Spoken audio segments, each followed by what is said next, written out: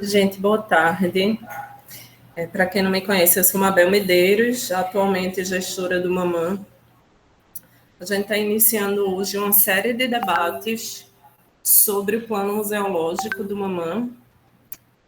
Nós vimos, nesses últimos 2 anos, né, nesse processo de pandemia, sobretudo, discutindo mais intensamente esse documento, né, o plano museológico é uma ferramenta de gestão, na verdade, né, de gestão estratégica, que define conceitualmente a missão do museu, a visão do museu, que atuações o museu vai ter, ou pode ter, ou deve ter.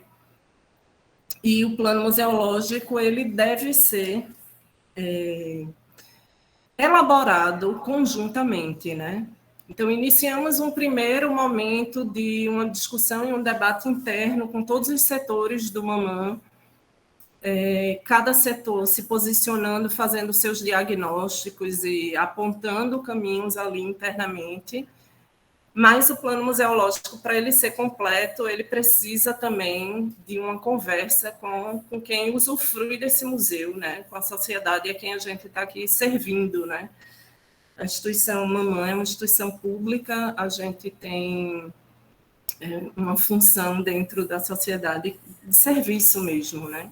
Então, a gente acha extremamente importante, e, na verdade, é recomendado que para um plano ser bem elaborado, que ele exista esse momento também de conversa com vocês. Então, hoje a gente inicia, a gente tem um cronograma, né? Cada dia a gente vai discutir uma área especificamente, e hoje iniciamos esse debate com a área educativa, né, de ação educativa. Natália Vieira, coordenadora do setor educativo, vai apresentar, e vocês podem anotar aí suas questões, suas dúvidas. Nath vai também direcionar um pouco aí a atuação, né, de como a gente faz hoje essa conversa. Mas, antes de qualquer coisa, antes de Nath começar a falar, eu queria agradecer a presença de vocês. Eu sei que nos corre-corres da gente, às vezes é muito difícil a gente tirar um tempinho para esses debates, mas é muito importante, e desde já agradeço a presença e a contribuição de vocês também. Obrigada. Boa tarde, gente. Agradeço a presença de vocês que puderam estar aqui, né? Como o Mabel falou, a gente inicia hoje com um programa educativo. Estamos eu e Maria do Carmo aqui no meu ladinho. A gente construiu esse programa educativo na época com os estagiários e as estagiárias que estavam no setor naquele momento, né? Trazendo as questões do grupo como um todo. O plano museológico tem vários programas, então, no do educativo, ele vai compor especificamente o diagnóstico e as necessidades do grupo do educativo. Então, eu vou apresentar aqui para vocês o texto, e vou lendo e trazendo o que foi escrito, que foi elaborado, como é esse grupo, vocês vão conhecer como que é esse grupo a partir do texto. E eu queria dizer a vocês que fiquem à vontade para ir trazendo as contribuições. Se quiser pedir licença e falar naquele momento ali para não esquecer, pode ser. Se quiser colocar aqui no chat, também pode ser. E se quiser anotar para falar no final, também pode ser. Então, vocês fiquem à vontade nesse formato. Eu vou abrir aqui o plano, vou tentar compartilhar a tela aqui agora.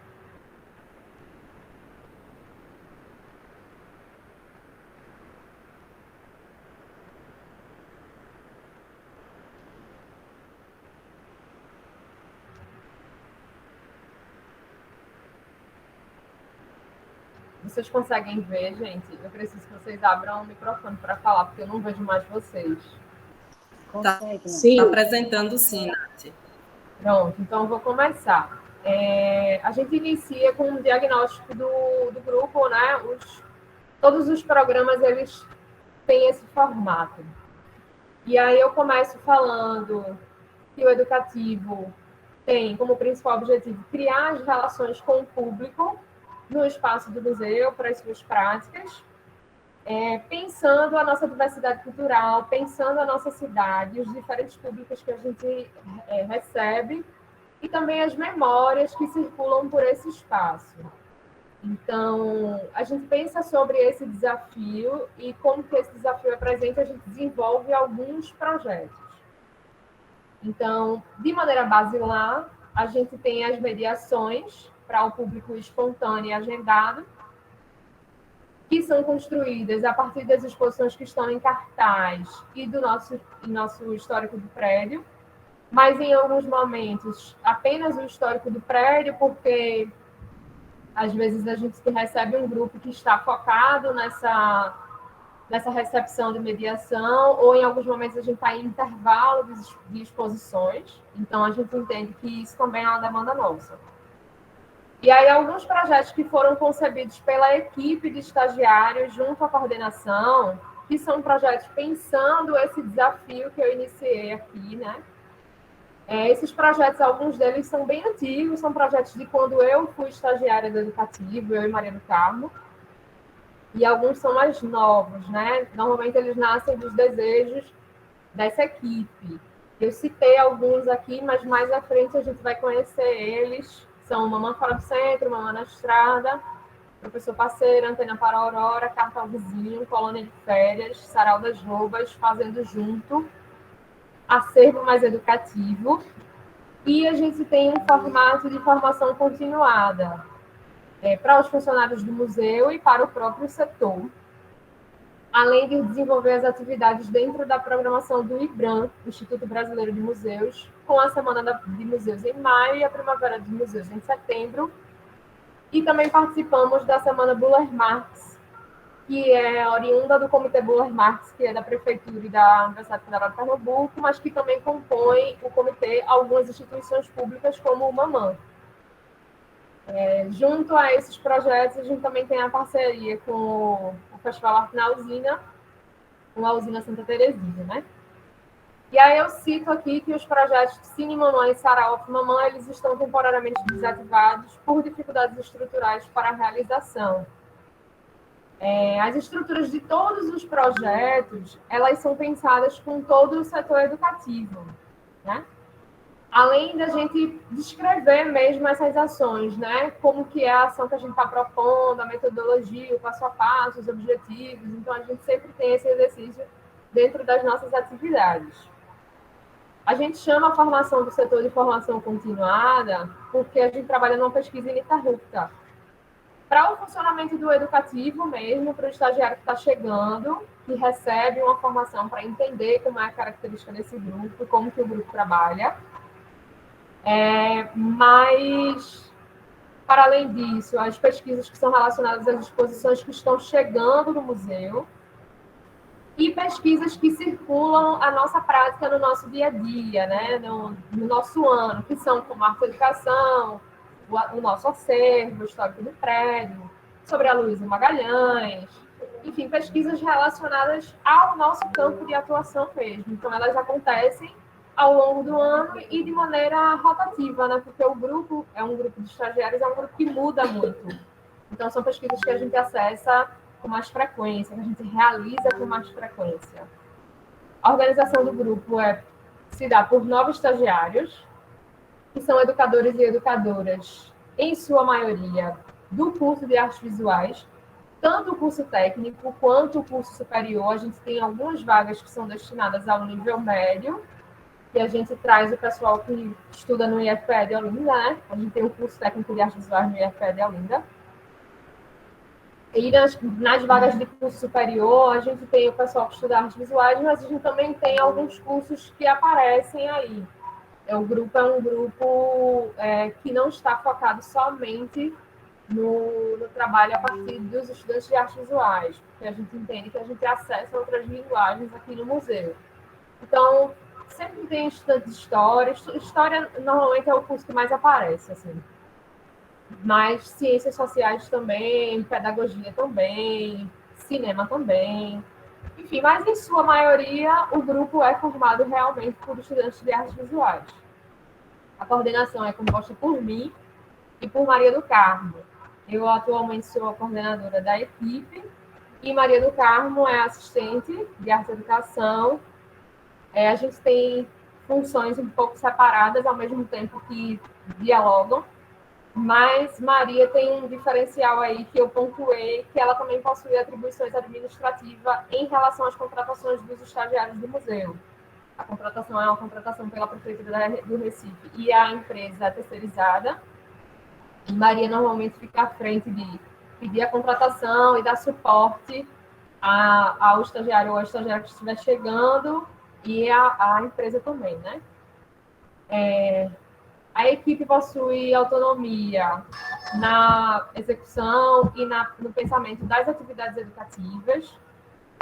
A gente tem um encontro formativo para elaborar e para pensar essas ações, que é a segunda-feira. Infelizmente, a gente atualmente está com a sala educativa desativada, porque ela não tem funcionado para o educativo do museu. Então, as nossas ações, as nossas reuniões, elas compõem os espaços. Essa sala aqui da administração do museu, que é do educativo, o auditório, que por vezes a gente também usa, os salões expositivos e outras instalações do museu. A gente recebe normalmente um cronograma de exposições que assim, dificilmente são projetos em construção. Normalmente eles já chegam prontos para a gente. Em alguns casos, a gente consegue pensar algumas contribuições nesses projetos para determinadas ações ou para propostas acessíveis. Mas, como são projetos já prontos, eles nos impossibilitam, em sua maioria das vezes, uma construção coletiva de pensar sugestões no que tange ao nosso trabalho, ou a questão mais acessível mesmo. Eu não vou me alongar muito nessa questão de acessibilidade, porque a gente tem um programa específico para discutir isso dentro do plano museológico, que essa escuta vai acontecer num outro dia, né? A gente tem aqui um plano de funcionamento do educativo, que é um documento, que ele foi feito há alguns anos, que a gente revisa ele sempre, que contém as atribuições e os procedimentos das funções desse setor, para o estágio, para a equipe inteira, com organograma, história do museu, missão, objetivos, os projetos do museu e os projetos do próprio setor. A gente sabe que essa formação ela é muito importante inicialmente quando a pessoa está chegando para estagiar aqui no Mamã, para que ela se aproprie do espaço, para que ela consiga entender a dinâmica do grupo e se encontrar nesse lugar, nesse museu, para poder pensar ações e pensar o funcionamento dele mesmo. E aí eu separei esse diagnóstico, a gente fez esse primeiro momento de caracterizar o grupo, mas eu separei também dois itenzinhos, né? 2 subitens. Como a gente faz a concepção e realização das ações? As ações do educativo são propostas de educação não formal, né? Com a metodologia da maioria das nossas ações baseadas na abordagem triangular de Ana May Barbosa, que é uma abordagem que contempla 3 pilares: o da contextualização, entendendo que a história assume contextos amplos para além da sala de aula, a leitura de imagem, que impulsiona a interação entre a pessoa e a produção artística, e o fazer artístico, que é o último eixo da abordagem, que fecha a abordagem, para que a pessoa se lance nessa produção artística de maneira crítica e reflexiva, tendo em vista esses dois primeiros momentos de discussão, né? Isso acontece muito nas nossas oficinas, nas nossas mediações com grupos agendados. Normalmente, o nosso trabalho ele é focado nessa metodologia. O planejamento, que eu acho que já falei, o planejamento dessas ações acontece dentro da formação do setor, sendo um dia específico da semana às segundas, que é um dia de funcionamento interno nosso. A gente não abre ao público na segunda, né? Normalmente os museus eles não abrem ao público na segunda. E aí é um dia que o educativo se reúne para pensar tudo que a gente precisa decidir, assim, para pensar o planejamento das ações que a gente vai desenvolver, para executar, para cronogramar, para fazer pesquisa, para fazer formação externa. A segunda-feira é o nosso dia de formação, é o nosso dia que a gente vai se reunir para definir todas essas questões que eu fui falando e que vou falar um pouco mais. Temos alguns projetos que acontecem em diferentes temporalidades. De maneira basilar, a gente faz mais o trabalho de mediação, né, com algumas oficinas. É o dia a dia, né, do educativo. Mas a gente tem, por exemplo, o MAN Fora do Centro, que é um projeto que dialoga com as comunidades vizinhas do museu. A articulação desse projeto foi assim que ele nasceu, inclusive. Normalmente é um educador ou uma educadora que diz assim para a gente: eu moro na comunidade tal e eu gostaria muito que o mamã fosse até essa comunidade. E aí Maria do Carmo vai com esse educador lá para conhecer esse espaço que a gente vai poder utilizar, que ora é uma ONG, ora é uma associação de moradores ou uma escola, para pensar essa articulação e o que é realmente interessante para a gente levar para esse espaço, né? Dialogando com esse espaço. Então, essa primeira articulação acontece, essa ação é montada e aí a gente vai num segundo momento para realizar essa ação, que normalmente é uma oficina, para que o museu se desloque desse espaço aqui do centro da cidade, para que outras pessoas conheçam o MAN e sintam-se apropriadas a esse espaço, né? A gente entende que ele precisa sair desse lugar e a ponte de articulação de todas as ações do Mama Fora do Centro foram realmente estagiários nossos, assim, educadores e educadoras que tinham esse desejo de que o Mamã fosse ocupar esse espaço específico. O Mamã na Estrada é um outro projeto que até, assim, nesse momento ele não está acontecendo, ele está um pouco pausado, porque ele, enfim, precisa de uma estrutura, ele precisa de recursos, a gente não tem recursos, mas ele é uma experiência de vivência com crianças, jovens, adultos, idosos, pessoas em situação de risco ou não, para ações do campo das artes visuais. Então, a gente já fez com integrantes e ex-integrantes do setor de arte e educação do museu. Maria do Carmo, normalmente, é a pessoa que está à frente de uma mão na estrada. Eu cheguei aí uma vez, quando eu era estagiária, para Surubim, de Verdadeiro do Lério. E aí aqui a gente cita quais ações quais lugares a gente conseguiu contemplar.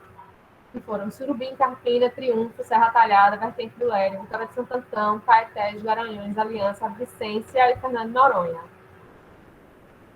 O professor parceiro, que é um projeto de formação de professores, entendendo os professores como articuladores e multiplicadores. Normalmente, esse encontro formativo acontece a cada nova exposição, mas se não for possível numa nova exposição, a gente faz dentro de um outro projeto. Mas é uma articulação com a Secretaria de Educação do Estado e a gente faz um encontro formativo pensando essa exposição, pensando tal ação específica, como ela pode chegar na sala de aula, como os professores podem levá-la.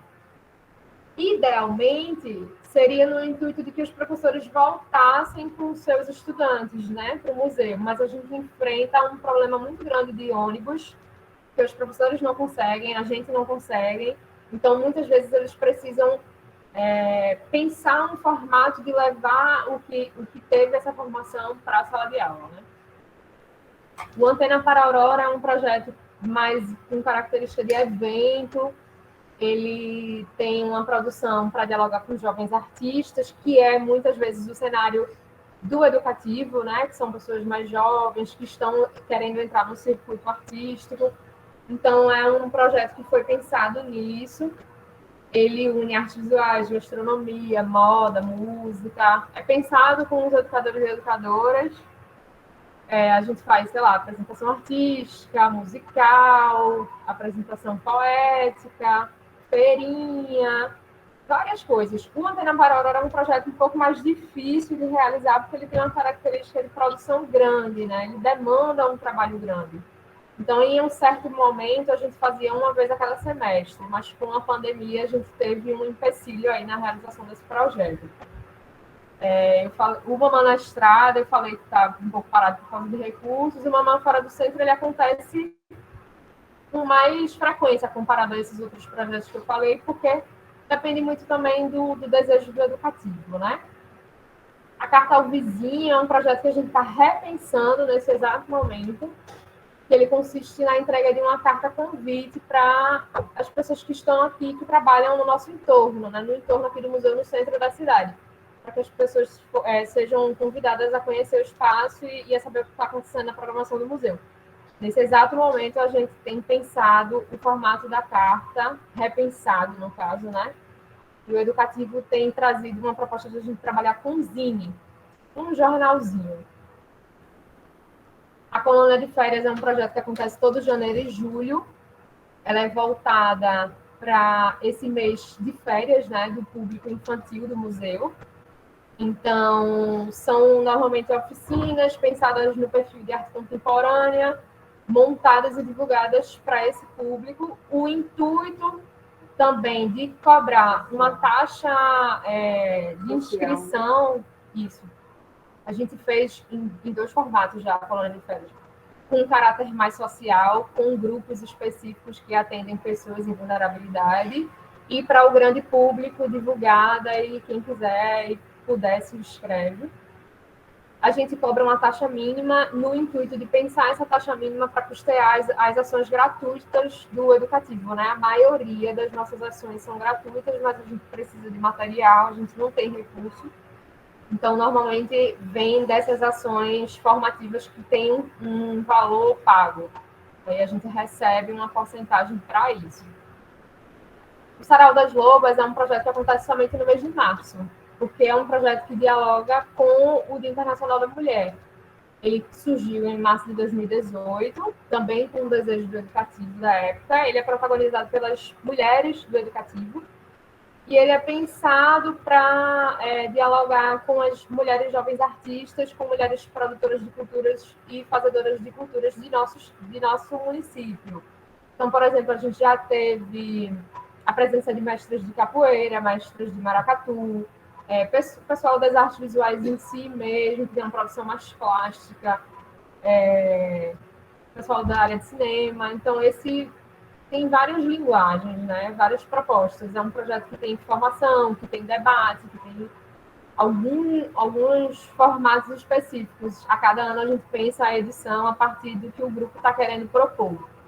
Então, já dialogou especificamente com hip hop, já dialogou especificamente com maracatu e capoeira, já dialogou especificamente com um cenário mais artístico, que era um momento assim do Educativo estar mais enviesado para isso, assim, um cenário mais artístico, das artes visuais mesmo, da produção mais plástica, ou a produção da performance.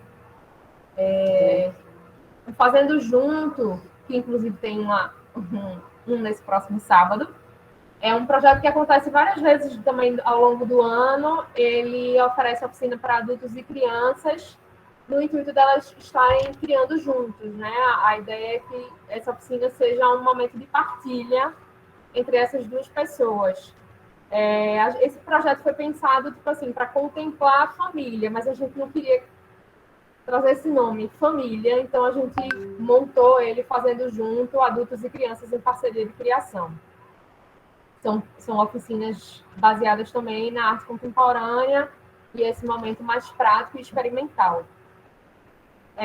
O acervo educativo, na realidade, é a união dos dois setores, para a gente pensar ações em conjunto. Então, às vezes a gente faz alguns debates, mas, em sua maioria, a gente une esses dois setores, junto com os outros estagiários do museu, para a realização de um projeto formativo que tem no Aquário Oiticica do museu, que acontece junto com a Semana de Museus e a Primavera de Museus, em maio e setembro, que é, a partir da problemática que o IBRAM traz, da temática que o IBRAM traz, esses estagiários dos setores vão pensar uma exposição com essa temática e com o nosso acervo. Então, pensar uma curadoria, pensar um planejamento, pensar essa execução, com o suporte e o apoio meu, de Maria do Carmo, de Marisa Monteiro, a museóloga, coordenadora do acervo do museu.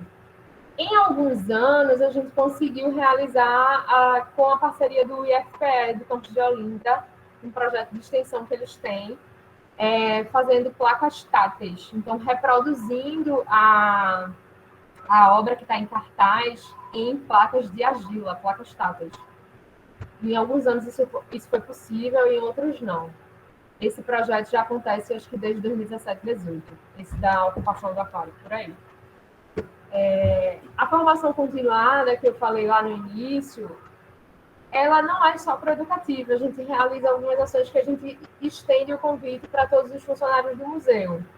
né? Porque a gente tem essa formação na segunda, que é da realização das pesquisas, das discussões das nossas práticas, dos nossos planejamentos, mas a gente, em algumas ações, também convida todos os funcionários e funcionárias do museu.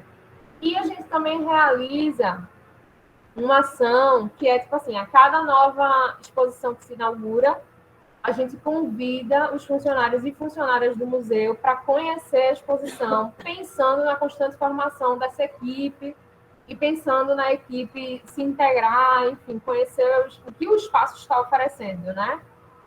Ter uma conexão aí com essa programação. Então, a gente sempre faz, assim que a exposição abre, essa formação. As parcerias que eu falei no início, a Semana e a Primavera dos Museus com o IBRAM, a Semana Burger Marx, que é um projeto que acontece sempre no mês de agosto, em que o Mamam compõe essas ações, e aí o projeto ele é pensado a cada ano no formato. A gente já fez formação para professores, a gente já fez oficinas, a gente queria muito fazer uma exposição, então a cada ano esse projeto é pensado pelo que a gente consegue elaborar. E o Festival Arte na Usina, que é da Usina Santa Terezinha, né? Inicialmente, alguns anos atrás, essa proposta de parceria ela foi pensada dentro do Mamãe na Estrada, né, para a gente realizar oficinas de arte com crianças das escolas públicas de Água Preta durante o festival. Mas a gente teve a impossibilidade de realizar junto ao grupo educativo do museu. Então, a gente passou a convidar os ex-estagiários desse setor para a realização dessas oficinas. Então, o festival acontecia e essa equipe de arte e educação ia para lá para realizar oficinas para o público infantil e também para o público idoso, além das mediações no circuito cultural, que é o circuito da usina mesmo, né? Que é aquele espaço a céu aberto, que tem várias obras e tal.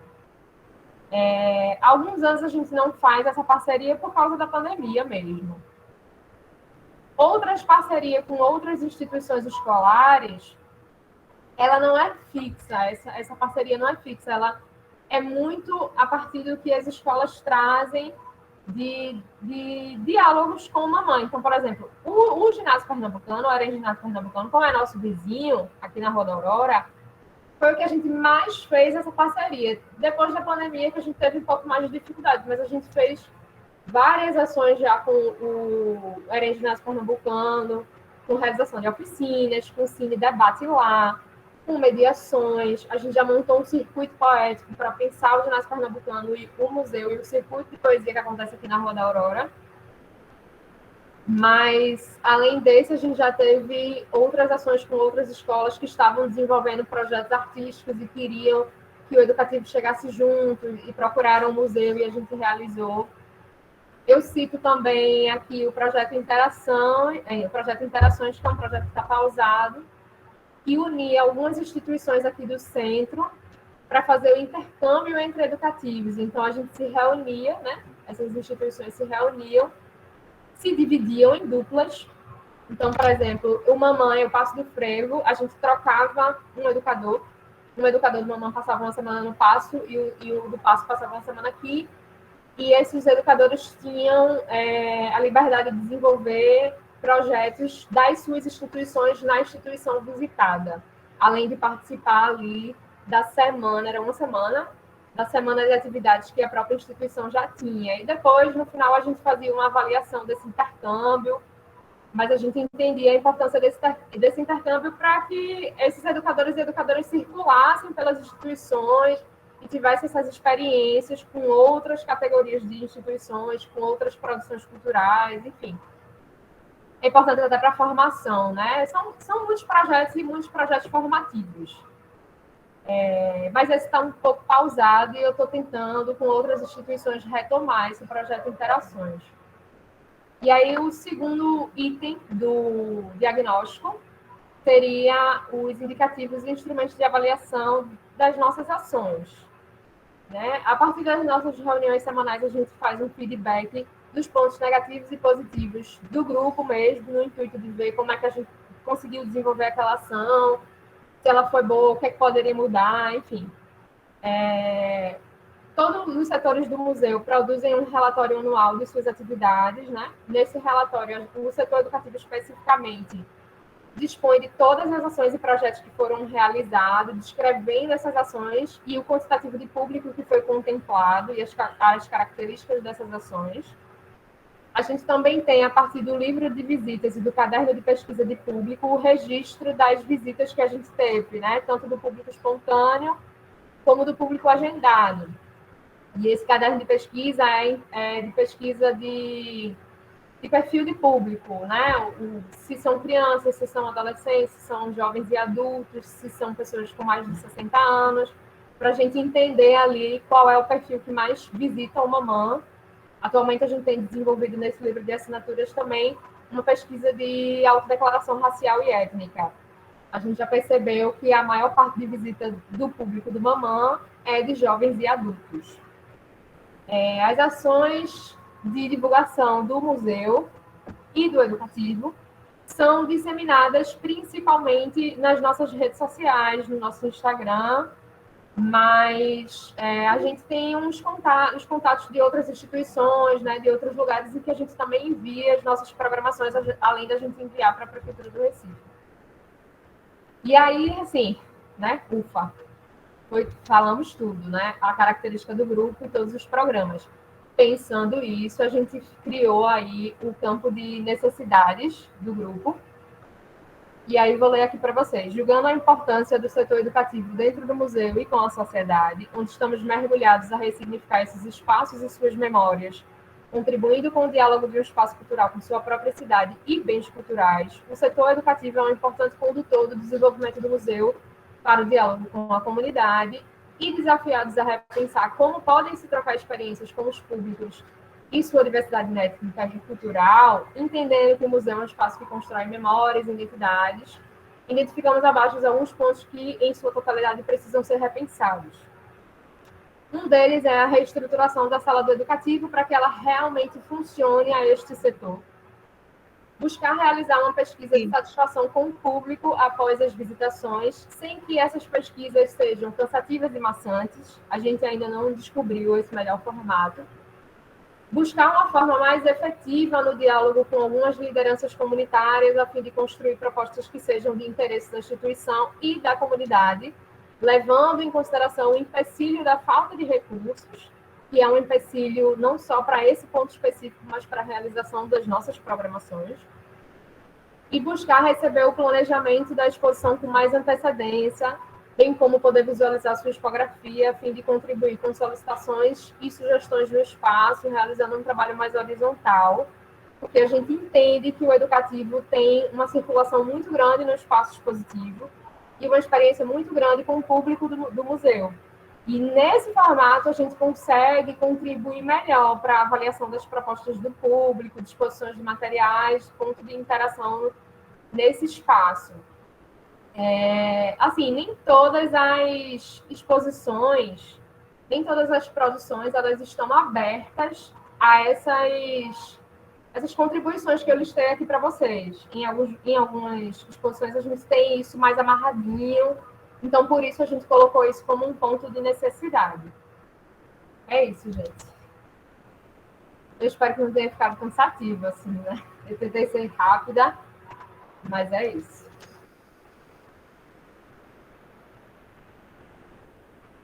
Vou mostrar, Ana. Só um minutinho. Nath, eu percebi agora, senti a ausência de uma pontuação sobre a questão do ateliê. Né? Fala da sala educativa, mas acho que era importante a gente pontuar que o ateliê hoje não está ativo, né? Para fazer cursos e oficinas. E nesse de necessidades, já que você citou também que tinha uma... na pesquisa de público, já se conseguiu observar que o público maior do museu são jovens e adultos. Seria bom ter como uma necessidade aí um plano educativo mesmo, porque a gente pode pensar esse plano para outras áreas, né, de comunicação também, mas um plano educativo voltado para atingir, voltado para o público idoso, né? A gente tem O como ateliê meta. teria que ser pensado em outro local, porque onde ele é hoje, ele não seria acessível. O elevador não chega ali, né? Uhum. É. Maria está falando que o ateliê é uma questão, né? Porque a gente não tem acesso ao ateliê, assim, de fato, o acesso mesmo, né? A gente está impossibilitado de levar grupos para lá, mas o elevador também não chega até lá, né? Ele E é não uma é escada acessível. bem ruinzinha, ele não é acessível. Aí lá no plano de acessibilidade, no programa de acessibilidade, a gente já anota isso para levar para lá, né, também. Essa questão do ateliê ser inacessível, né?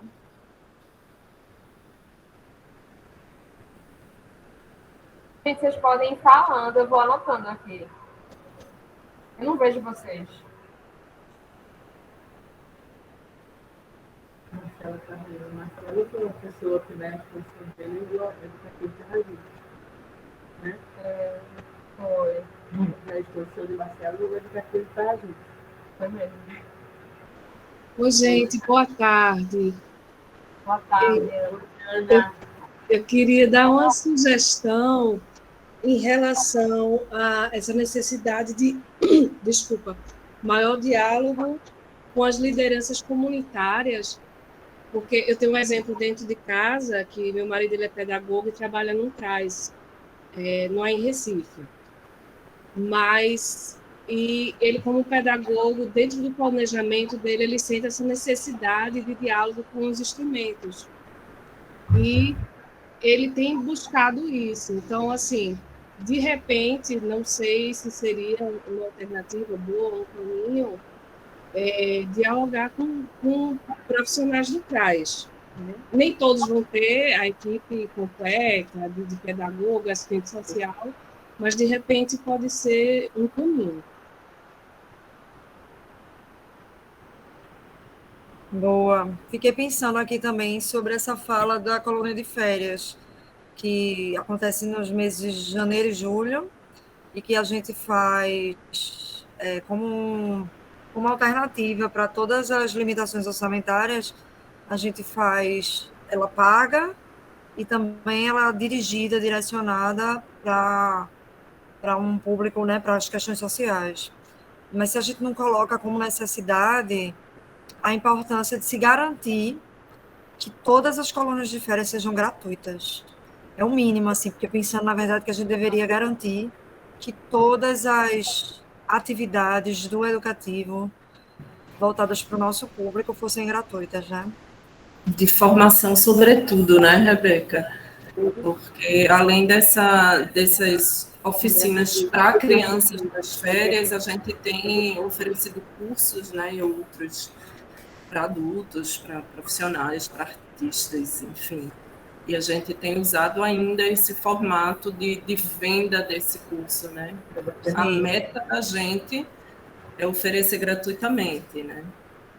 E a gente Aí deixar tem isso uma muito claro questão aqui na na experiência das ações gratuitas, que aí eu acho que gera uma outra necessidade, que é como garantir efetivamente a presença desse público nas ações gratuitas, porque a gente percebe que, por exemplo, no Fazendo Junto, há um esvaziamento, né? O pessoal se inscreve e acaba não vindo. Então, Sim. como garantir isso também? cobrar R$5 já vinha. Porque às vezes, quando a gente cobra a inscrição, a gente garante esse público, mesmo que seja tipo R$10, como a gente já fez, né? A inscrição era R$10 da colônia de férias. Mas a gente tinha efetivamente a presença desse público, assim, a garantia da ação. Uma das formas de garantir é, por exemplo, quando a gente consegue transporte, né? E aí a gente garante o público específico, né? Não o público espontâneo, mas quando a gente faz a articulação com um equipamento, uma instituição em si, e tem esse transporte. Na realidade, Ah, acho boa. que seriam duas missões aí, né? De garantir esse com transporte, eu acho que seria essa ação que a gente visa de cunho mais social. Mas tem um outro público que aí se o museu oferece gratuitamente, divulga, o público interessado vai vir. Eventualmente, alguém vai se inscrever e não vai aparecer, mas isso não teria muito como a gente controlar, eu acho, né? É divulgar bem, né, e tentar estimular o público, mas a decisão é das pessoas, no fim das contas, né? Fica à vontade, Carbonel, para falar. Bruna. Salve galera, tudo bem? Bom dia meninas, bom dia a todo mundo aí que está presente na reunião. Estão escutando bem? Sim, escutamos bem. Massa. Deu uma paradinha agora aqui que eu estou indo com La Paixão de Estrela e muito massa toda a apresentação do Mamã, né? Todo esse processo que vem construindo e desconstruindo, né, durante vários tempos, né? Como foi bem apontado aí, o hip hop já passou vários momentos representado por vários artistas pelo Mamã, né? E eu mesmo tive a oportunidade, por exemplo, de estar passando por Mamã, mas não tive um resultado bom, né? É um ponto de vista. E queria até, vocês falaram também que os processos arquivados, o diagnóstico. Então, naquele lá, aquela ação que teve minha, eu queria provar um feedback, o que é que o museu achou, o que é que fez, porque foi uma mobilização boa, assim, eu acho, pelas redes, pelas plataformas digitais. Porém, foi inacessível, assim, no dia, né? E eu queria contribuir, já que isso está disponível, assim, até pelo meu ponto de vista, como artista preto, né? Não adianta a gente falar isso, já que a gente está pensando em fazer um museu diferente agora, está na hora, né, de abrir, porque temos potência, né? E queria ter um feedback sobre isso também, quando eu vi uma programação no mês de novembro, voltado para isso, entendeu? Acho que é um ponto de trazer, já que fala tanto processos que os movimentos sociais, sobre os processos que tem ao redor, então ao redor do museu, existem várias instituições, várias comunidades, que realmente existe essa necessidade, né, de estar consumindo cultura por direito, né? Não é negar esse direito. Então, abrir mais esse acesso. Eu acho uma onda a apontar também é a autodescrição, né? Eu acho que é uma onda massa para ser mais acessível, não só como os cadeirantes, mas também essa galera que possa ter uma pessoa para estar acompanhamento. Por exemplo, estou fazendo oficina com a Escolinha de Arte de Pernambuco, então a galera está formando uma turma, tem já um processo para a Universidade Federal, então também é um processo como unir essas redes, né? Como foi bem levantado aí pela companheira o CRAS, né, que é um sistema que a gente tem perto da gente, é também passado pela prefeitura, e como é que a gente se utiliza dessa rede e faz esse mecanismo andar mais, né? Então, acho que é uma parceria massa com as instituições, não só as instituições que existem ao redor do Mamã, mas sim as comunidades e os ateliês, os grupos que estão se formando, que estão produzindo ao redor. Acho que é um acesso legal. Então, como eu apresentei, né, sou José Cleiton, mais conhecido como Carbonel, tem um selo que é o Mug Crew, voltado pelo hip hop, e atualmente venho trabalhando com realização de filmes, né, voltado pela periferia e facilitando formações. E também tem um processo de economia, de sustentabilidade, já que é uma coisa que o museu levanta muito, nunca tem dinheiro para nada, né? Enquanto os caras gastam milhões aí do governo público para nada. Então, acho que é um diálogo para trazer. E eu trago esse projeto que é o Leilão em Chama, que é o Leilão de Artes Periférica, onde não tiver lance, naquele momento a gente encanta através de uma fogueira, o fogo, né? E aí é um processo de trazer essa discussão, né? E aí, qual é o museu que nós temos? Qual é o museu que nós queremos? O que é que a gente quer fazer? Diante de toda essa fala minha, eu digo que o Museu Mamãe está de parabéns pelo processo, pelo acesso, mas eu acho que a gente precisa evoluir mais. E isso é através de rede, através de outras plataformas e através de abrir, dialogar realmente. Eu falo de uma forma também desde teórica, né, mas também na prática. Por exemplo, abrimos agora um diálogo com o Museu da Abolição, né, como fazer a primeira exposição de artes periféricas. Vamos, se não atrasar as obras, inaugurar o museu com essa primeira exposição. Um diálogo construído há 3 anos atrás, onde a coordenadora olhou e disse: Carbonel, a gente existe um plano anual. O museu não recebe dinheiro, mas porém precisa de um planejamento. Precisamos organizar e como é que pode ter esse acesso? Tá ligado? O museu recebe 10 mil por ano. Como é que a gente pode compartilhar esses 10 mil? E não só compartilhar, porém compartilhar, né? e criar uma economia de sustentabilidade. Então é isso que eu venho aqui discutindo, não só pelo Leila em Chama, que é um projeto que eu apresento, mas sim de todas as comunidades que a gente vem produzindo faz tempo e nunca tem visibilidade, né? Às vezes a gente tem só visibilidade quando aparece alguma coisa no jornal ou quando aparece algum artista famosinho fazendo projeto e levando a gente para dentro dos museus. Então eu falo também pela boca de uma galera que está querendo fazer esse processo diferente. E no diálogo, né? Essa construção. Então, mais uma vez, concluindo minha fala, parabéns, mamãe, por ter compartilhado essa reunião e trazido a gente para planejar junto, velho. É isso, o que é que a gente pode fazer? Como é que podemos fazer? Como é que podemos construir? Não é porque o projeto vai ser amanhã, mas o projeto daqui a 3 anos, né? Daqui a 10 anos, o que é que a gente pensa, o que é que a gente quer. Né? Eu acho que precisa dessa desconstrução aí também. Não só o Mamã, mas vários outros museus, né? E é isso, estamos presentes aqui, obrigado pela fala aí, galera. E vamos construindo, quero estar junto aqui também. O que é que a gente pode pensar nos processos formativos, tá ligado? E o processo agora é pensar o afrofuturismo, velho.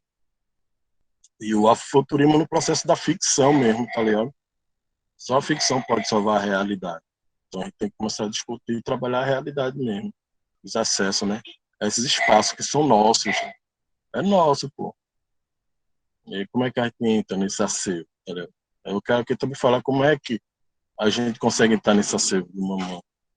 Virar pelo menos histórias, né? E acervos de museu. E não folhas de jornais. Valeu, galera. Massa aí. Oi, Carboné, obrigada pela contribuição também. Você tocou em vários assuntos aí, né?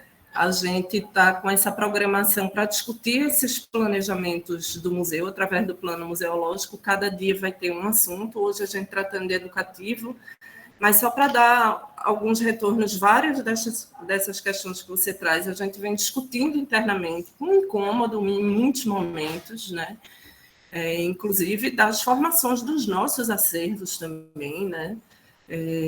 Das ausências no nosso acervo, a exposição que a gente abriu na semana passada fala disso, né? Pontua isso também. Né? E nós vimos buscando articulação, que foi um outro ponto que você tocou, né? Nós vimos buscando articulação com outras instituições, inclusive universidades, para nos ajudar mesmo em algumas questões bem específicas, né? Você chegou a falar também de acessibilidade, a gente vai ter um momento para discutir especificamente isso, mas a gente já vem também há alguns anos se aproximando tanto das universidades quanto de outros projetos, né? O Mamã hoje tem aproximadamente 100 obras audiodescritas, né? A gente tem ainda muitas limitações, o caminho é longo ainda, mas eu acredito que esse pontapé inicial, sobretudo com o diálogo com vocês, com a escuta com vocês, ele é essencial para que a gente fundamente, né? A gente está pensando o plano museológico, que é o que vai basear as ações desse museu para frente. Não é um plano de gestão, não é o plano anual de um trabalho que essa gestão vai propor por um ano, mas é a gente discutir exatamente que museu é esse que vai ficar. Amanhã essa equipe não estará aqui, mas a gente precisa ter um norte definido, né? E uma das coisas que a gente vem discutindo muito internamente é exatamente de todas essas ausências, né? De um museu que historicamente foi muito elitista, como tantos, né? Os museus nascem elitistas, né? E é esse o museu, a gente acha que não cabe mais, né? De que forma e que caminhos a gente pode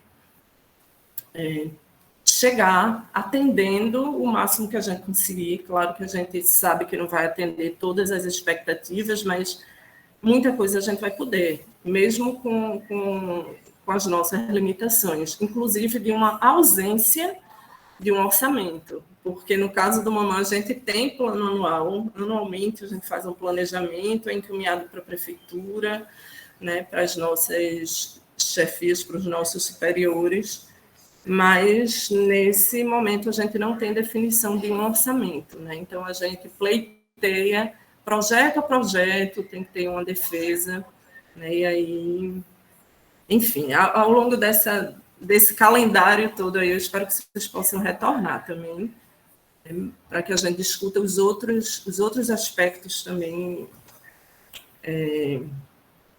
minuciosamente, né? Para que a gente consiga fazer ponto a ponto essa conversa com vocês. Mas, enfim, volto para vocês aí o microfone aqui, para a gente continuar. Só reforçando aqui essa fala de Mabel, em relação a essa partilha, né, que você fala, Carbonel, dos recursos, só para deixar mais claro,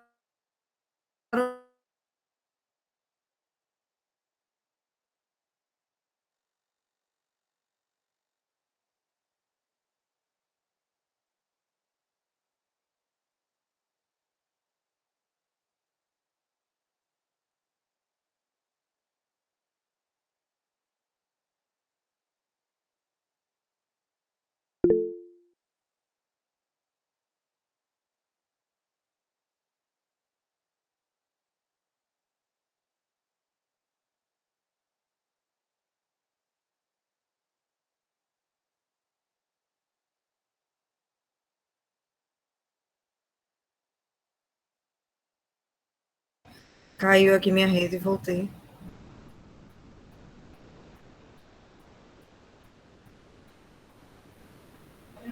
Fala, Rebeca. Oi.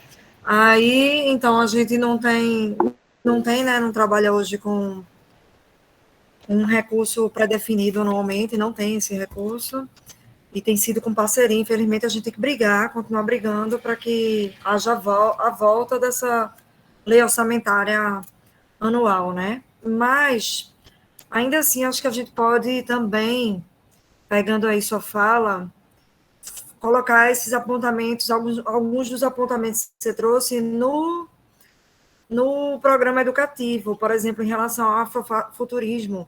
Então, que as ações, né, esse é o museu que a gente quer, né? Então, as ações de arte e educação, elas possam também ter como meta se aproximar das discussões mais claramente da questão do afrofuturismo.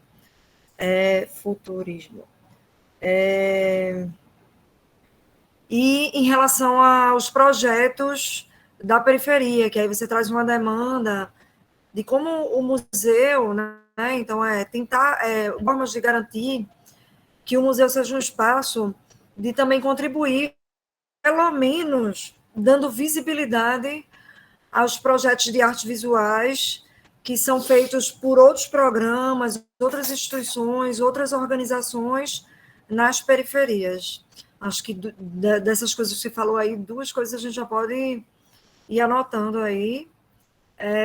Aí eu tinha lembrado aqui também que faltou a gente citar a questão do link que fica disponível para quem quiser apresentar cursos e oficinas, que infelizmente nesse momento ainda são pagas, né?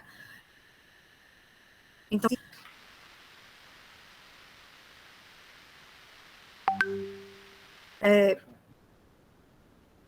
para curso,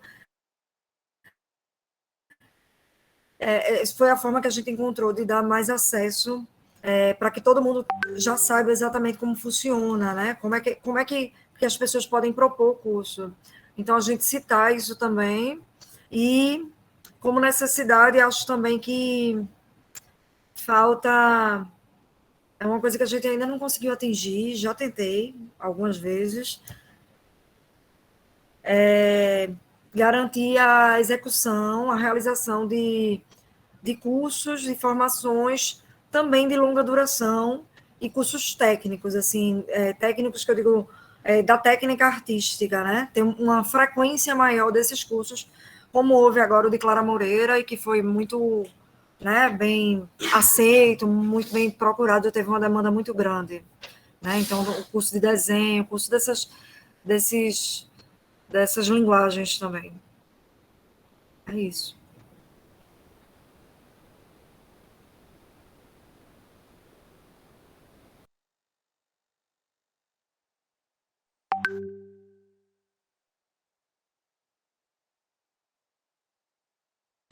Se alguém quiser também, né, falar mais alguma coisa, colocar, a hora é essa, assim, de pensar como esse programa educativo pode ser esse programa que a gente tanto deseja, né? Que é para todos, todas, todos, né? Como é que a gente consegue acessar, né? Garantir esse acesso maior para o público e esse diálogo com os diversos movimentos.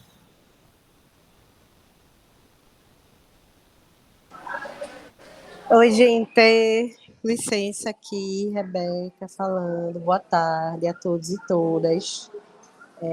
Eu sou Rebeca França e sou produtora cultural, professora, artista, etc. Primeiro, eu quero saudar, né, o pessoal do museu, as mulheres que estão aqui apresentando para a gente tudo isso. Acho que, para mim, pelo menos, é um momento importante demais e novo, né? O Museu da Abolição também está nos convocando para esse movimento de participação da sociedade civil, né? E agora o Mamã também se inserindo nesse contexto. E tem sentido os museus mais abertos, né, com equipes e funcionários mais próximos, né, de todos nós. Isso tem sido muito bom, sabe? Tenho ficado realmente animada com isso. Não só o Mamã, né, mas como Carbona já falou, o MAB também tem. Faltam outros, né, que poderia ser assim também, mas enfim.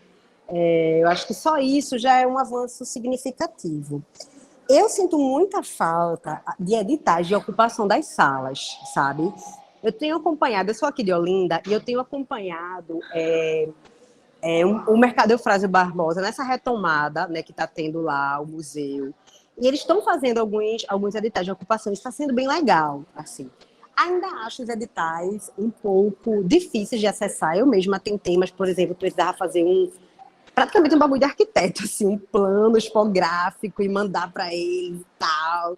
E eu, que sou acostumada, já fiz algumas exposições, não consegui em tempo hábil, fazer isso, né? Então, eu entendo que os passos são lentos, mas é assim, de formiguinha mesmo, que a gente vai conquistando as coisas. Então, só o fato deles já terem esse edital para ocupação, eu já achei super legal.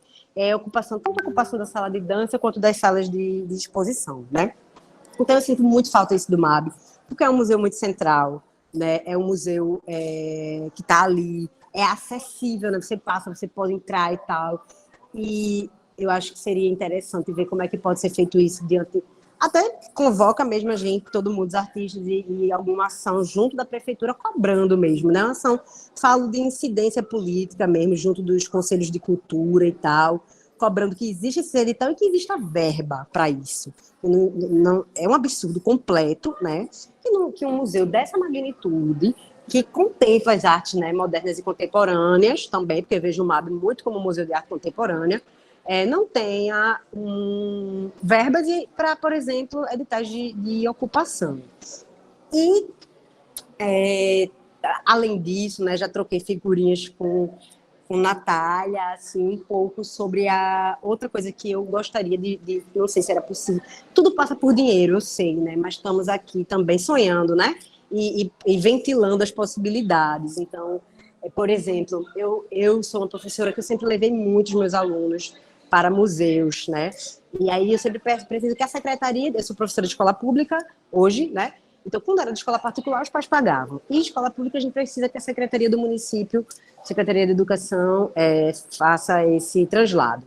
E não sei, eu sei que alguns museus têm o transporte e outros não, né? Então, de repente, se o MAB futuramente conseguisse isso, o Mamã, aliás, conseguisse isso, seria também algo importante para a gente. E, por fim, em relação a algo que já foi comentado também aqui, acho que por Rebeca, as questões dos cursos profissionalizantes, né, cursos técnicos, cursos voltados mesmo para a nossa capacitação, né, enquanto comunidade da cultura.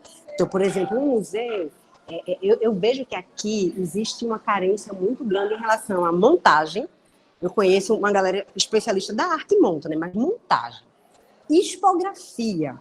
Tirando a Caixa Cultural, eu considero as expografias aqui um pouco pobres, aqui em Pernambuco, né? A gente visita Minas Gerais, visita São Paulo, visita outros lugares, e tem uma pesquisa expográfica, de verdade, assim, a apresentação da obra não é no cubo branco, como a gente tem costume aqui, né, de apresentar a obra no cubo branco.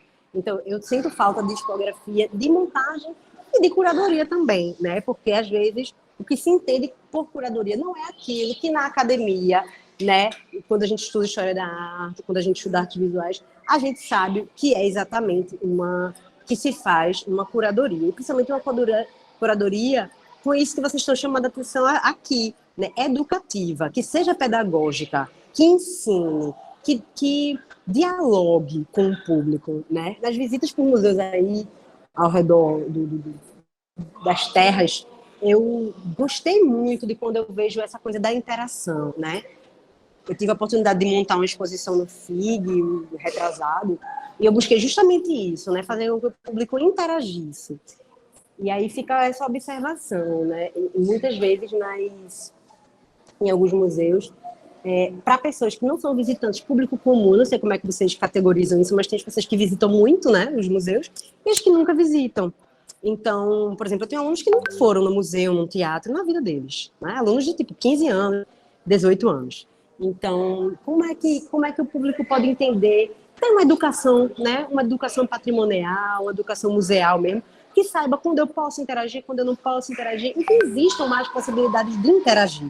Porque eu acho que isso é pedagógico, isso educa. Quando a gente vê, eu lembro, até hoje eu lembro a primeira vez que eu levei um aluno na exposição e ele falou assim, professora, não pode tocar em nada. Eu, não pode, meu amor. Aí ele fez assim, ai, que saco, é muito chato isso. A gente só pode ficar olhando, e aí fica uma luzinha, aí é tudo muito, muito cheio de frescura. Tá pior que aquela loja do shopping. Né? Eu nunca esqueci essa frase. Tá pior do que aquela loja do shopping. E aí eu fiquei pensando, naquela loja que a gente não pode entrar, né? Aquela loja que afasta. Então, eu queria também fazer Eu tô aqui na escola, gente. Então tá um barulho do nada. Mas é isso, né? No que estou aqui ouvindo vocês, enquanto tá nesse momento de aula vaga e de intervalo. Tá bom? Um cheiro.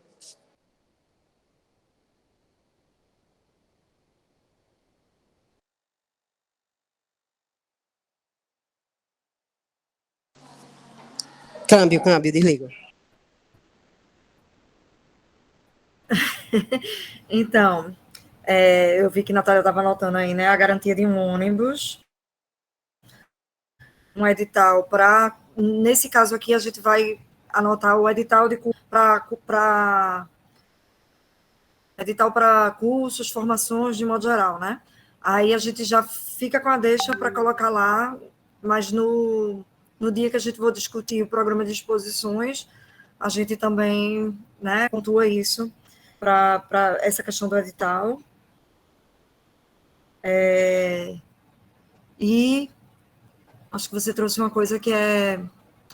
duas questões. Uma é da tipografia, que eu acho, sabe, que até tem, assim, faltam cursos de tipografia e é super difícil, viu? Eu fico tentando articular até. Mas sabe o que é que limita muito as tipografias? A grana dos projetos, né? Então fica tudo mais sem, né? A gente não consegue fazer uma grana. Então, acho que isso é uma observação que a gente tem que amarrar ela melhor, não sei como ainda, mas lá no programa de financiamento, no programa de exposições também, e essa questão do acesso, né, de como a gente fala tanto em democratizar e dar acesso, mas continua sendo um espaço que causa um estranhamento muito grande para os alunos, né, para as crianças, aquele lugar chato que a gente não pode tocar. E aí a gente não tem como garantir que todas as exposições, por exemplo, sejam interativas. Mas eu acho que a gente pode anotar, né, aí pontuar no programa de educação, que é pensar estratégias para que o espaço em si, né, a partir através dos programas educativos mesmo, pensando nele agora, que o espaço assim em si possa se tornar menos repulsivo, né? Ser mais Muito atrativo, chato, né, para um público mais jovem, para Sim. E pior que não é só para o mais jovem, não, porque quando eu penso, por exemplo, que eu sempre falo, minha mãe, que ela continua achando o museu, assim, ir para um museu para ela é uma coisa esquisitíssima, que ela tem que ter uma roupa maravilhosa, né? Porque é aquele lugar estranho, né? Lugar que é chique, é como se fosse isso. Então, ela não simplesmente vem, sabe? Não, vou dar uma passadinha ali no museu. Não, para ela é um evento assim, tem que ser muito. Então, é muito distante também para. Né? A instituição em si, o espaço, toda a cara dele faz isso, né? Então, mas quando a gente discute também esse processo de deselitizar esse espaço, passa por tudo isso. As pessoas precisam se reconhecer no lugar. A gente não vai para qualquer lugar que a gente não se reconheça ali, né? A gente precisa minimamente disso. Então, esse processo de deselitizar esse museu em todas as ações, não só no programa educativo especificamente, mas no funcionamento da instituição museu, eu acho que já quebra uma parte disso, né? A gente não tem como dizer que totalmente, mas quebra uma parte disso, né? Eu abri aqui o chat, Letícia Barbosa pontua aqui na questão ainda do transporte para visitação, de articulação com outras secretarias, como uma possibilidade, acho que isso pode ser, colocou, né, Nath? Massa. Beleza, então está anotado já.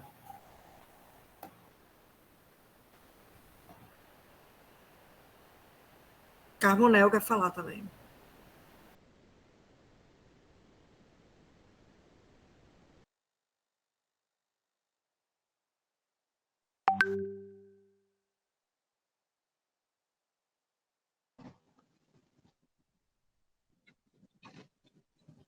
Alô, tô Fica à escutando? vontade, tá? Acho que caiu.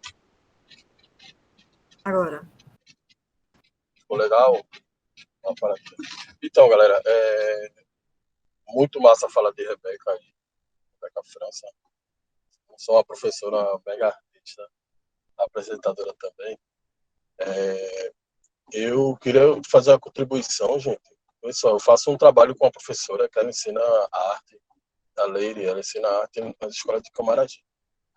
E já estamos no terceiro ano, uma atividade que ela leva a gente para dentro da escola, tá ligado? E a contribuição são da própria movimentação da escola, dos alunos que digam. Da escola não, que a escola também nunca tem verba. E aí, o que é que quero dar como um exemplo prático, né? Sempre arrecada uma grana legal. Se, por exemplo, uma diária, eu fosse trabalhar numa instituição, eu consigo botar 70 alunos, agora é isso. A galera que vai estar facilitando tem que ter a capacidade de trabalhar com muita gente, tá, né? De facilitar. Então, um exemplo que eu falo é esse processo também de automaticamente que a gente está no processo de criação educativo, a gente não deve deixar longe, acho que vai ter gente que fala, mas é massa também ressaltar isso, da economia. Então, como é que a gente chega na economia para a gente poder pagar poder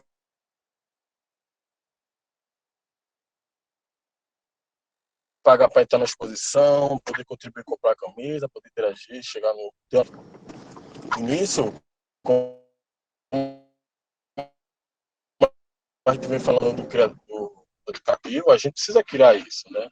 Qual é a grande das formas de criar esse processo? É de trazer o público para dentro, associados, né?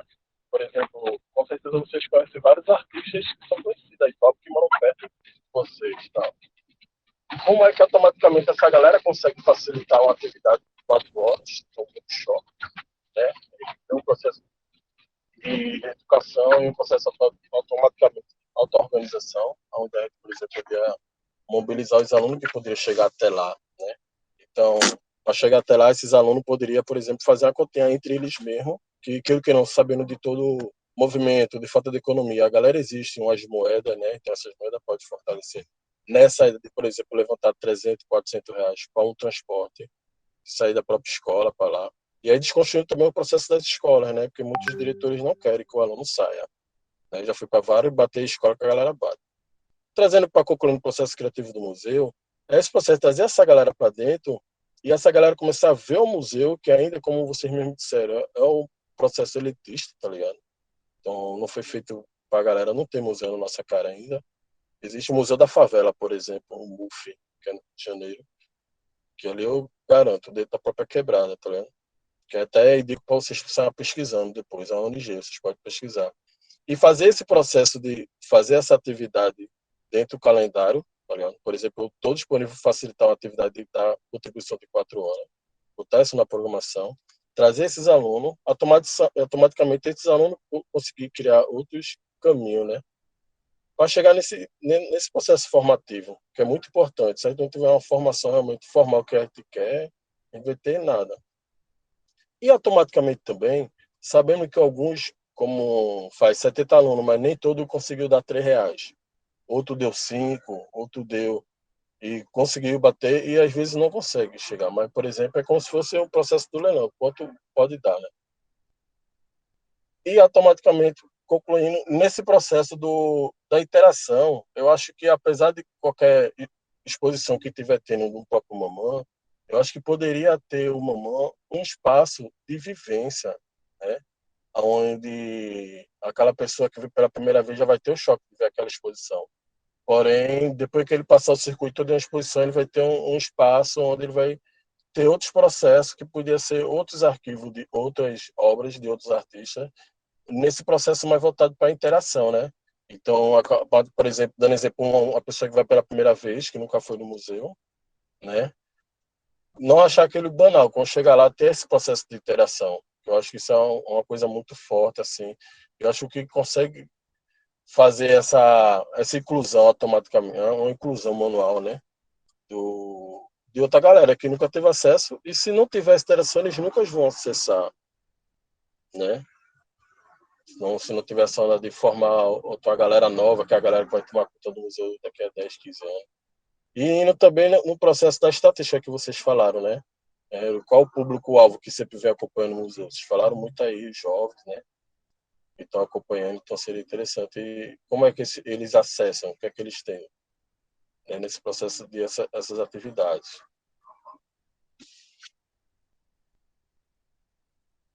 Boa, Carbonel, obrigada. Acho que a gente coloca aí, então, né, um espaço de vivência, tentar garantir um espaço de vivência para ações interativas, né, garantir sempre que tenha um espaço para isso. Sabe o que eu fiquei pensando aqui, você falando também, e aí eu queria ouvir de vocês, né? Não sei, a formação de uma espécie de conselho, não seria esse o nome, talvez, mas com as lideranças comunitárias, com o pessoal que está nos movimentos, para pensar em conjunto ações específicas para o público da periferia, sabe?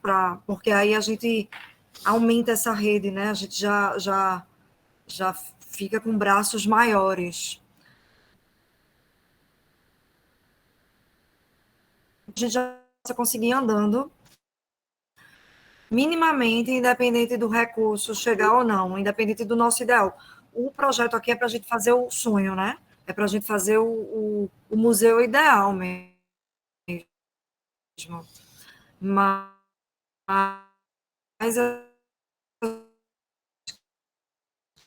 que ele muda a cada 5 anos, assim, a cada 5 anos ele vai sendo revisado. Então, a gente vai ter 5 anos para a gente, enquanto gestão, a gente, enquanto público, enquanto comunidade, né, para fazer se efetivar as propostas que a gente mesmo está elencando aqui, tá?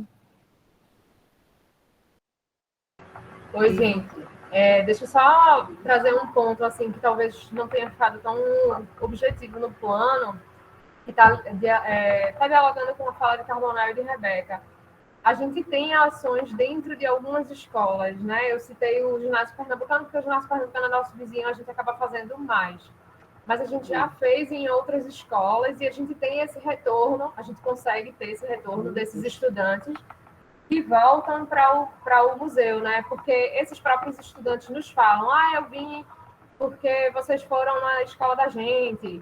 Ou então, quando a gente faz uma entrevista, como hoje, na seleção do estágio, E aí o rapaz que veio para a entrevista, ele disse, eu estudava aqui no Cisnando Silveira e eu vinha muito aqui no Mamãe, então eu conheci a exposição tal, e ele foi trazendo as exposições. Então a gente consegue fazer as parcerias com as escolas, como é, por exemplo, o Mamãe Fora do Centro, né, que a gente faz com as comunidades específicas. O que eu acho que pode entrar que eu anotei aqui, né? Diálogos com pautas de projetos de periferia, do hip hop, das representações culturais, e citei uns exemplos das representações culturais. Eu acho que isso pode ficar linkado dentro das escolas também, das escolas que a gente não acessa, através desse ponto de garantia, a gente ir nessas escolas para tentar focalizar mais esse diálogo, né? Mas era só para dar esse retorno a vocês mesmo.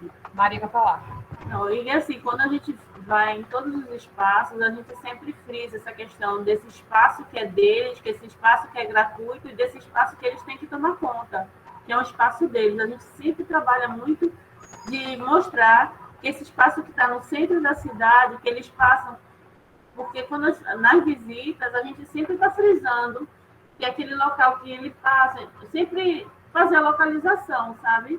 Então, de mostrar que eles têm que se apoderar desse local. Não era só isso, que é uma das coisas que a gente vai sempre mostrando. Não é só vem visitar o museu. Esse museu é seu também, sabe? Então, é gratuito e chega aí. Então, era só isso, porque é uma das coisas que a gente sempre está frisando. Eu mesmo, nas visitas nas comunidades, quando eu vou, é o que eu sempre friso, sabe? É teu, chega lá. Então, é isso. E aí, assim, pegando o gancho numa fala de Lete, de Carbonell e de Rebinha também, a gente tem programações para dialogar com o mês de novembro também, assim como também o mês de abril, né? Da questão indígena e tal.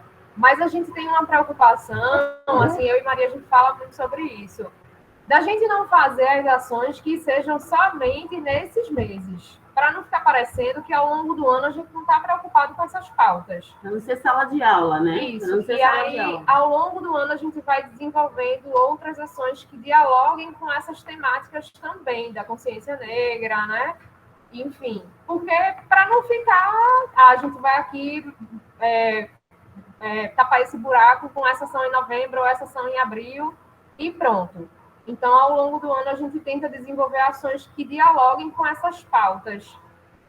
Mas acho que sim, que a gente precisa ter um diálogo mais efetivo também dentro dessas pautas, sabe? Mas só para pontuar também essas ações do educativo, pensando nisso. Então, mas pensando aqui também no que Carbonell trouxe em relação a isso, essa questão de novembro, o que é que acontece em relação aos meses, né? As atividades temáticas. São as ações de exposições, né? E aí, nas exposições, a gente não tem conseguido garantir sempre essa relação do mês específico com, né, de uma temática com a mostra em si. Então, talvez no público não chegue também, não esteja chegando, porque são ações mais pontuais que não causam grandes impactos, né, porque elas são programações secundárias, de alguma forma, do museu, não menos importantes, mas secundárias, de fato. E aí talvez seja isso também, de anotar, não sei se para exposição ou como no educativo, não sei, pensando aqui, de ter uma ênfase maior nessas questões. E eu entendo isso perfeitamente, Nath, que você falou, porque é uma coisa que a gente discute muito internamente, né? De não ficar fazendo, porque é o mês da consciência negra e só nele que vai fazer algo direcionado.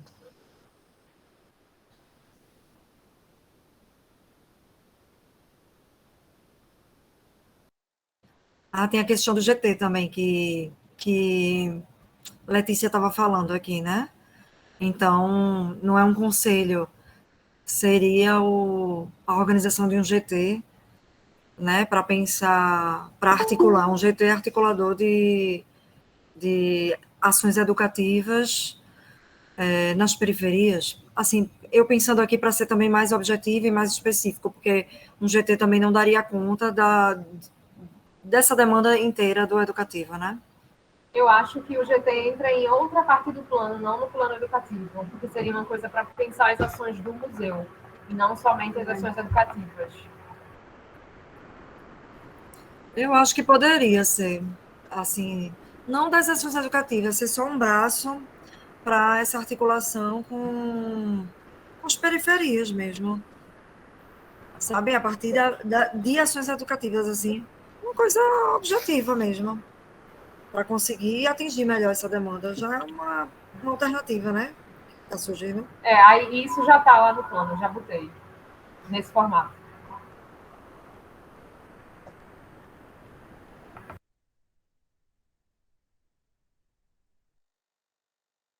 Eu acho que Ana tinha que falar.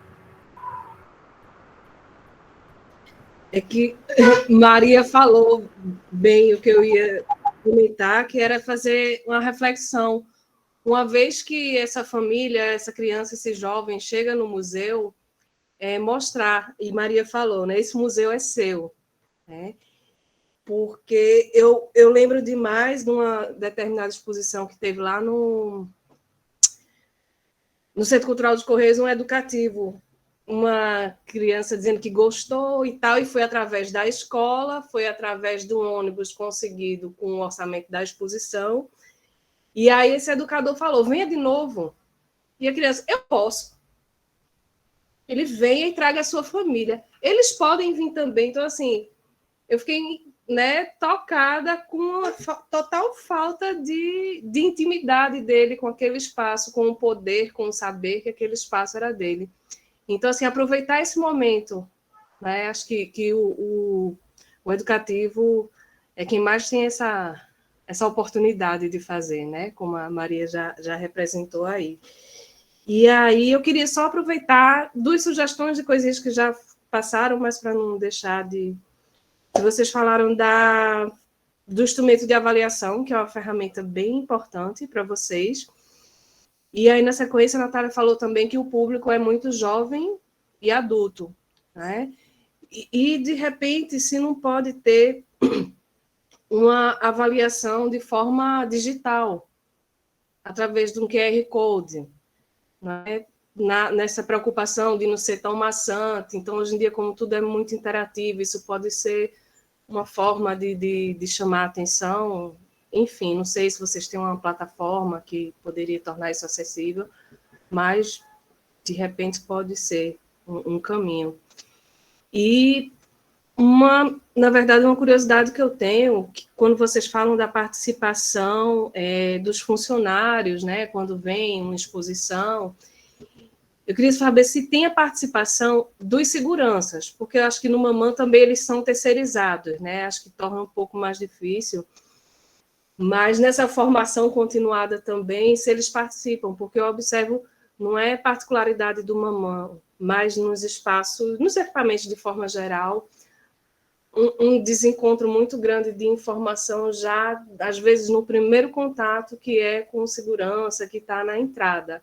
Então, acho que isso seria uma coisa bem, bem importante, eles estarem interligados com o circuito.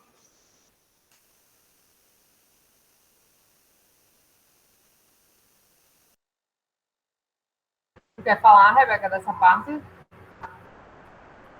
Sim,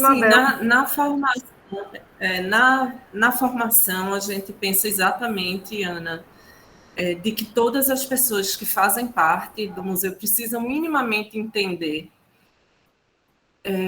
o que está sendo exposto, o que está sendo discutido, o público que chega aqui, né, uma instituição que cada vez mais está mais aberta, então a gente tem um público que vem sendo bem diverso, né?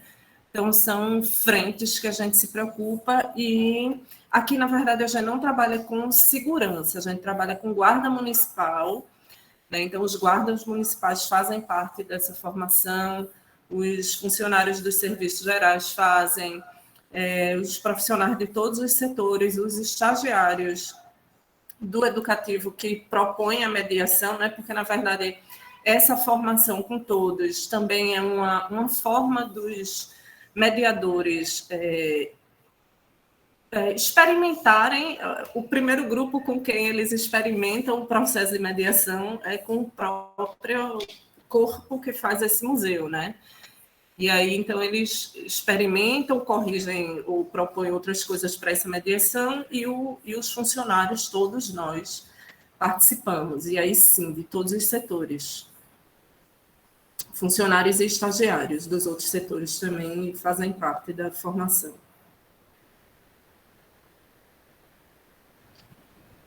A gente só tem uma dificuldade com os guardas municipais, que é a questão da escala, né? Então, trabalham em regime de 12 por 24, acho que é isso. E aí, os que estão folgando, né, dificilmente, porque geralmente a formação é com quem está aqui no horário do expediente, e os que estão de plantão precisam se revezar para poder ficar uma pessoa ainda. Aí tem essa dificuldade também. Mas acho que também... são 2 formações, Natália está lembrando aqui, que já faz 2 formações para buscar contemplar, tipo assim, essa semana a gente vai ter formação com a exposição que abriu agora, então são 2 dias, né, alternados para poder contemplar a maior parte dos funcionários. E acho que também, além de, assim, para além da ideia de que eles precisam ter também uma intimidade mínima ali com a exposição, né, informações básicas, a gente tem pensado o tempo todo na formação dessas pessoas que vai para além do mamã, né, porque é entendê-los como também nosso público, que eles também são nosso público, né, e que, independente de trabalhar aqui ou não, isso possa ser despertado, né, para que esse interesse seja estimulado, para que eles também visitem outros espaços, né, e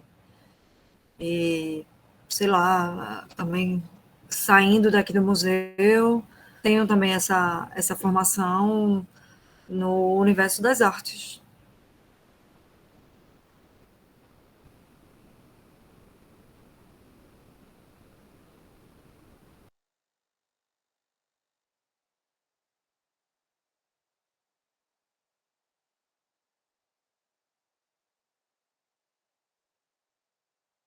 Todos os funcionários, Natália está lembrando aqui, todos os funcionários têm acesso a bolsas dos cursos e oficinas, né, que são oferecidos. A gente manda para todo mundo, para quem quiser participar, aí discute quem é que vai, né, se tiver uma demanda muito grande, entre o grupo inteiro.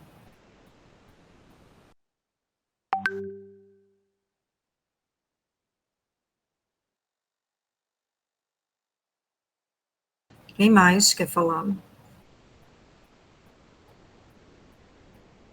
Estou vendo aqui no chat que Alexandre Silva postou aqui um comentário que, na verdade, já é mais da formação do acervo, eu imagino. Pensei sobre os personagens artistas LGBTQIA+, que compõem os nossos museus. Quem são? Essas figuras tiveram sua sexualidade e gênero subjugados ao longo do tempo. Hoje em dia, a curadoria pouco se importa com sua existência. Um ponto que poderia sugerir com isso é um estudo sobre a comunidade LGBTQIA+, e suas contribuições para o cenário artístico que está sendo discutido naquele local e aqueles momentos citados. Alexandre, atualmente, na formação do nosso acervo, a gente tem apenas 2 obras de uma artista trans, e atualmente da forma que o acervo foi organizado, porque, na verdade, quando a gente recebe uma obra, seja por compra ou doação, antes do tombamento, a gente tem um processo de encaminhar uma espécie de ficha que as pessoas vão preencher com os dados da obra, os dados pessoais, etc. Anteriormente, o museu não tinha esse dado nessa ficha, então a gente vem pesquisando isso internamente, mas esse dado específico a gente não consegue ter para trás. Esse é um dado recente que nós inserimos nessa nossa ficha de entrada no acervo, né? Então, a gente vem se preocupando também com esses mapeamentos, né, para que a gente tenha mais informações mais precisas em relação a quem são todas essas pessoas que compõem hoje o acervo do museu, né? Estou me referindo à questão de obras, né, das obras que entram nessa instituição. Mas acho que a gente pode anotar essa observação de Alexandre para levar para o programa de acervo e pesquisa, porque a gente tem alguns grupos de pesquisa, e aí essa poderia ser uma sugestão, assim, uma pauta para a gente discutir nesse programa, a possibilidade de ter uma linha de pesquisa voltada para essa questão do LGBTQIA+. A gente tem a linha de gênero, né? Mas que isso, dentro dela pode Pode ter uma ali, específico, né? E aí a gente discute a possibilidade de ampliar as parcerias com as universidades para poder também estender esses braços nessas pesquisas, né? Porque atualmente a gente tem 2 estagiários de pesquisa, não daria conta. Então, são os grupos de estudos que estão acontecendo, que infelizmente hoje não tem bolsista, né? Não tem nenhum bolsista. E aí, como a gente conseguir dar andamento, encaminhamento às pesquisas em si, pesquisa é um negócio trabalhoso, difícil, miudinho, demorado, né? Para a gente conseguir, no final, em algum momento, ter um corpo material do que foi pesquisado. Só para corrigir, na verdade... discute isso lá, anota. Na verdade, de estagiário, a gente tem um único de pesquisa e 2 do acervo, né, de museologia. Mas eu acho também, Rebeca, que a questão das parcerias com universidades, para que a gente consiga, a gente tem muitas pesquisas, né, que a gente precisa desenvolver dentro do museu como instituição, né, e eu acho que essas parcerias com as universidades também nos dariam pernas para a gente avançar, né? Para a gente conseguir avançar. A equipe interna é pequena, enfim, mas eu acho que podia também anotar isso, né? Reforçar essa questão das parcerias.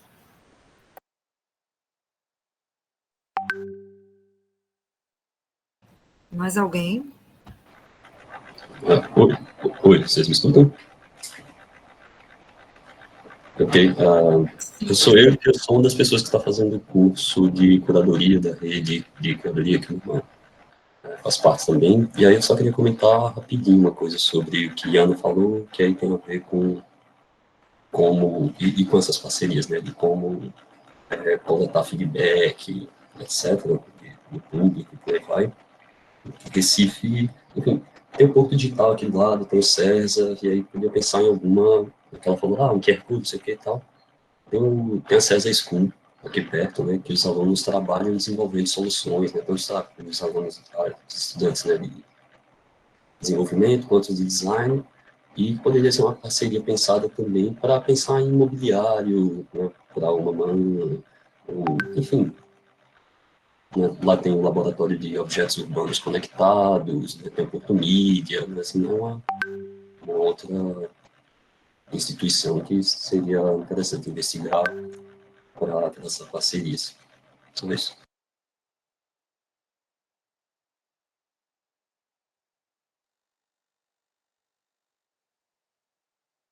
Perfeito, acho também. Na questão do mobiliário, a gente também anota para o programa que trata dessa questão do aspecto físico e dos equipamentos, né? Mobiliário e equipamentos do museu. Mas já nessa eu vi que Nath anotou para o educativo, né? Perfeito. Perdi a do mobiliário. A do mobiliário é também uma parceria com as instituições para aquisição.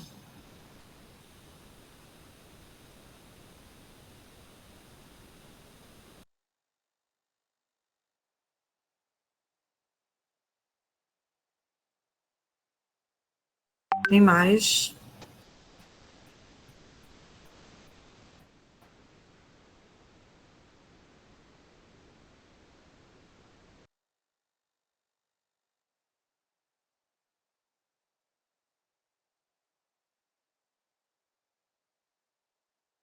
Então, ninguém quer falar mais. Acho que a gente pode fechar.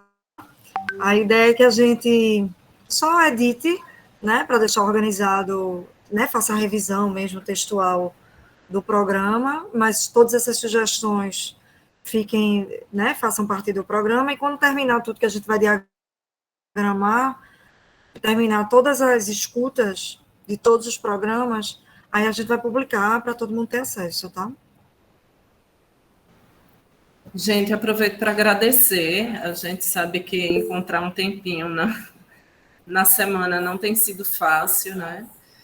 Mas agradeço demais a participação de vocês, agradeço a resposta, né, para esse chamado, para construir junto com a gente, e aguardamos vocês nos próximos dias. Gente, até Então, quarta. tchau, né? Até Valeu, galera. Obrigada, gente.